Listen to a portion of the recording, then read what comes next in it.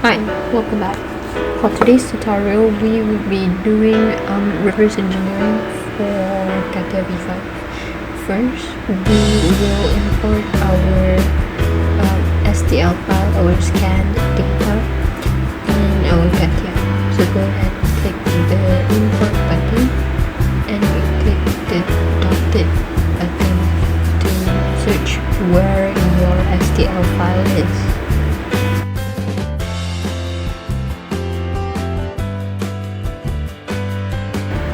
And there we have it. We have we should have our scan data inside CATIA. Now we need to realign our scan data with the appropriate axis.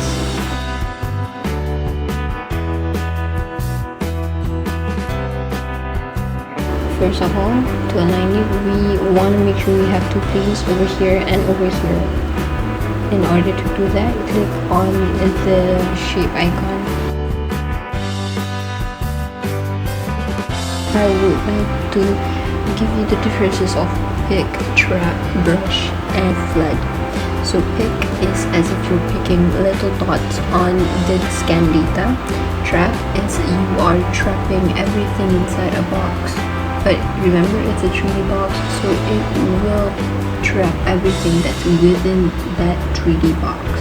The next one is brush, but we'll skip that for now. I would like to explain about flood. So flood, it's as if it picks everything on your scan data. For brush is what we will be using. So brush is as if you're painting the scan data. After that, we make sure we click on plane because this is the planar surface, and make sure you resize it before you click OK. But make sure you click OK and not apply, because if you click apply, it will then reset your resized plane. So if you did click apply, don't fret, just go ahead and resize it again and click OK. So we need to do another plane over here.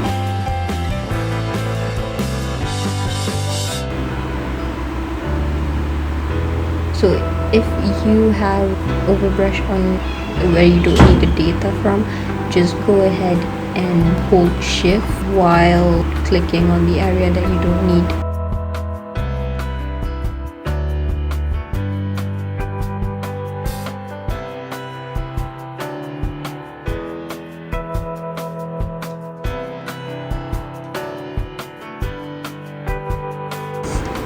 Click on the small arrow there and click on align with constraints.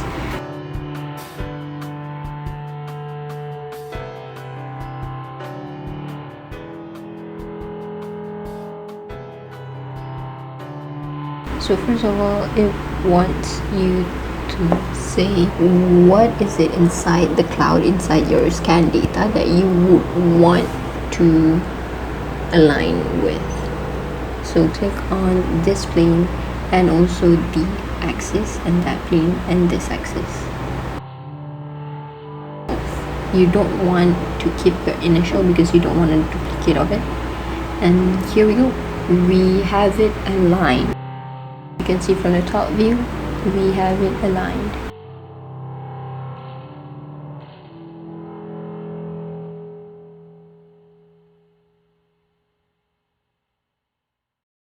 To make sure that we are organized and know where our surfaces are put on, we go ahead and insert a new geometrical set, and let's name it top.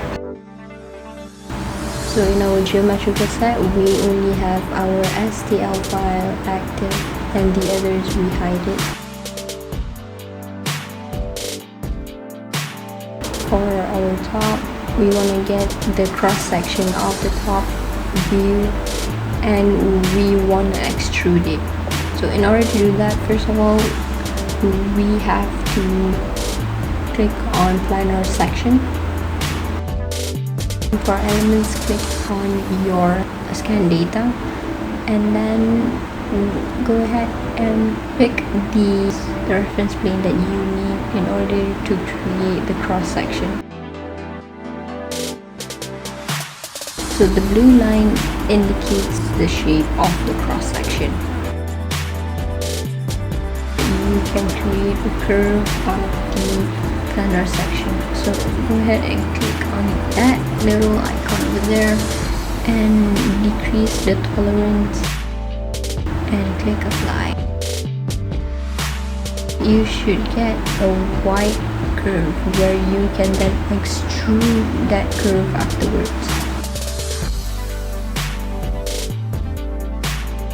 Next, we go ahead to our generative shape editor and we click on the extrude icon and go ahead and make sure it's bigger than what we actually need from the scan data, because we will later on trim it.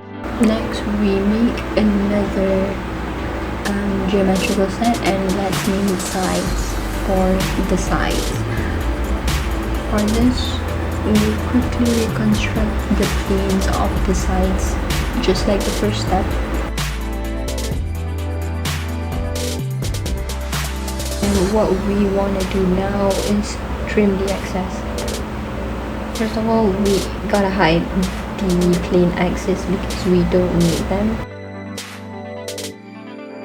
I'll explain to you the difference of split and trim. So if you click on split, it will only cut one of the elements, as you can see here. If you want to cut both elements, then we'll use trim. So if we use trim, we will have the power to choose which side and which element we want to trim. But remember, both of the elements that we have chosen will be trimmed. So if you don't have translucency to indicate which one will be trimmed off, just make sure that you remember that the highlighted parts, the parts with the highlighted outlines, are the ones that CATIA will keep and will not trim. After we've done that, let's create a new geometrical set for the sake of organizing, and unhide our STL file, hide our newly trimmed sides and top. What we want to do next is this phone holder.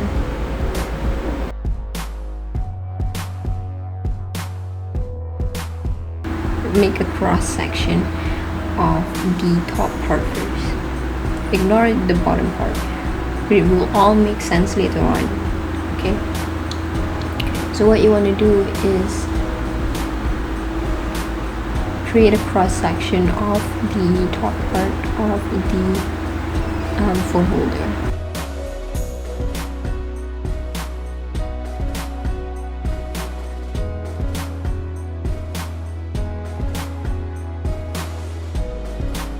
Click on the planar section that we have just done and trap in the only part that we need, which is this part right here. And then make a curve from the scan and make 2 points.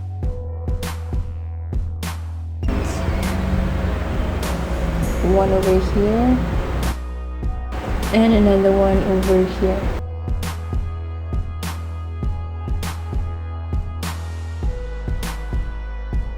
Go ahead and delete these lines over here. So we'll have a U curve for now. Alright, next one we want to do this part. We want to create a section on this part.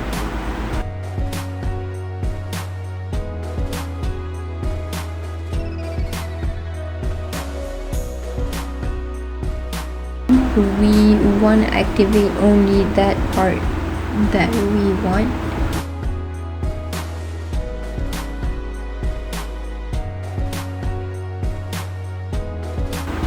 So go ahead and trap again.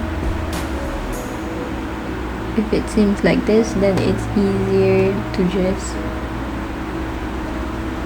hide your scan data and try to trap it again.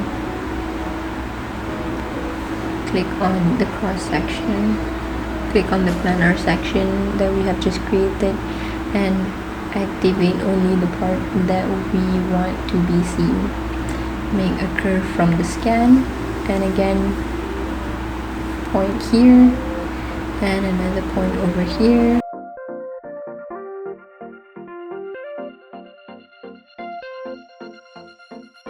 So now you have the top and the bottom. So what we want to do now is go ahead to freestyle and create a curved line.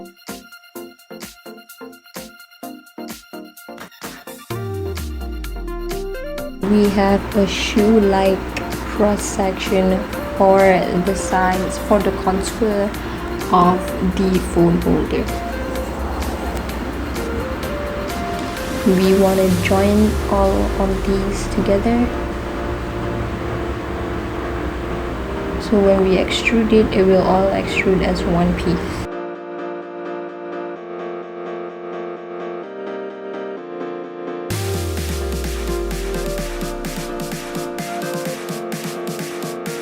Next, we want to do the floor of the phone holder. So you can, for now, you can hide the extrusion, and we'll go back to yet another cross sectioning.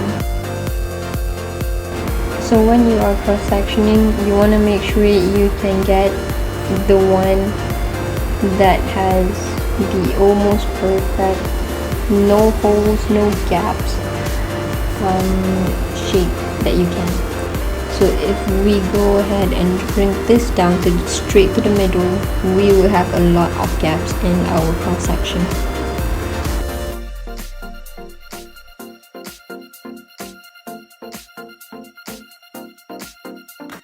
We have done that. We want to remove the sides that we don't need, which is the top and the bottom. Next, what we want to do is create you don't want to create a curve from this section, because you want to extrude the end so we can make sure that it's bigger than what we need. So instead of curve from scan, you want to make a sketch from scan. Sketch from scan is where you need to put tangents and points on the curve itself, and make sure there's a white line that connects properly to everything. So if you see the deviation of the line, you just need to mess around with the points and the tangents.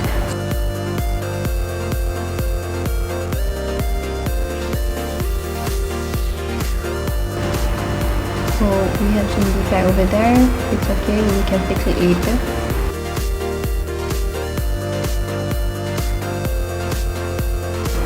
Check once more if everything has a white line across. Once you're done, you want to go ahead and clean up the ones that we have a defect on. And also you want to stretch out the ends, so make sure it's more than the ones that we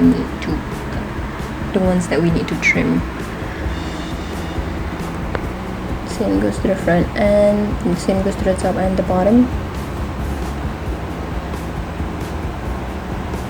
So over here you can see that we have a defect. It goes upwards instead of downwards.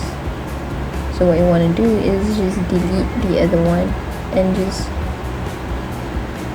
delete the defected one, and go ahead and just drag the other point after that.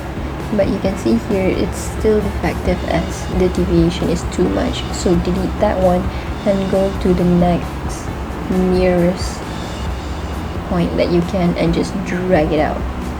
That looks fine to me.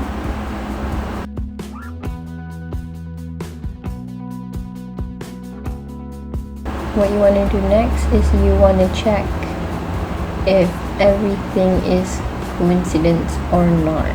Every single point is coincidence or not. To check this, just click on everything until you find that there's no coincidence symbol. But for now, everything is coincident. Every point is coincident to the other one. So we can go out and extrude.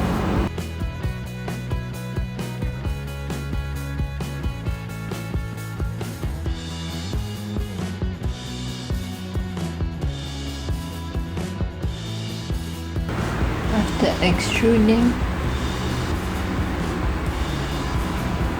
we can go ahead and trim what needs to be trimmed, aka the contour of the phone holder as well as the floor of the phone holder. After we have that one, you can go ahead and unhide the trim from our top and the sides, and you can trim these two as well. So you'll get something like this.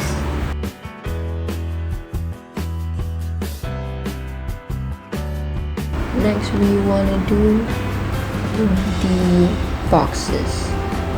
So this one, it's just simple cleans and cutting, cleans and trimming, cleans and trimming, cleans and trimming, for the same as box 1 and box 2. After you have done both of that, you can go ahead and unhide the latest trim, which is the phone holder, the top and the sides, and then we can trim these two boxes to the entire body.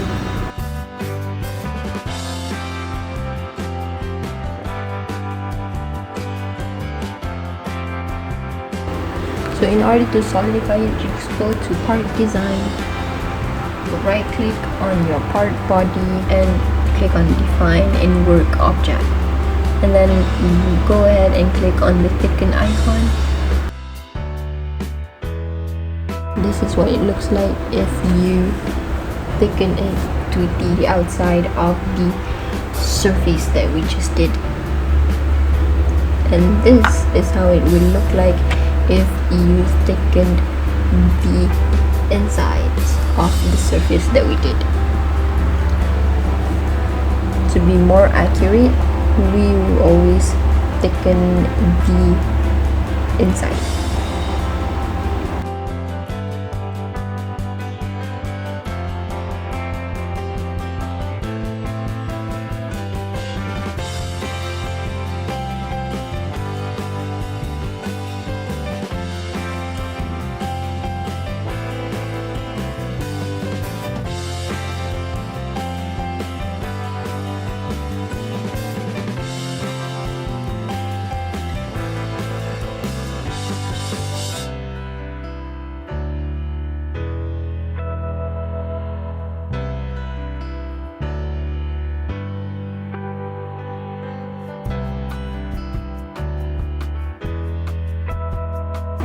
Once we are done with all of that, our solid is complete. So thank you for watching this tutorial from scan data to solid.